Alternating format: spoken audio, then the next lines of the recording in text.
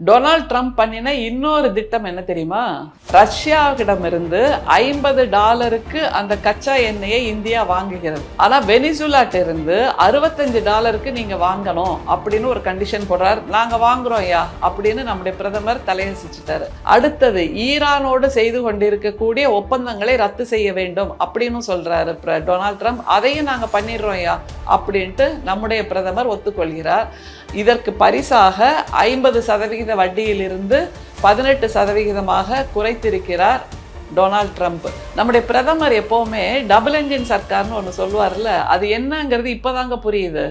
இந்தியாவில் இருக்கக்கூடிய பிஜேபியின் அரசு ஒரு என்ஜின், அவர்களை ஆட்டி படைக்கின்ற அமெரிக்காவில் இருக்கக்கூடிய ட்ரம்பின் அரசு இன்னொரு என்ஜின். இதைத்தான் அவர் டபுள் என்ஜின்னு சொல்லிட்டு இருக்காரு. இந்தியாவில் இருக்கக்கூடிய பிஜேபி ஆட்சி, பிஜேபி அரசு, பிஜேபி என்ஜின்கிறது ஓடாது. இதை ஓட வைக்கக்கூடிய வல்லமை அமெரிக்காவில் இருக்கக்கூடிய ட்ரம்போட என்ஜினுக்கு தான் இருக்கு.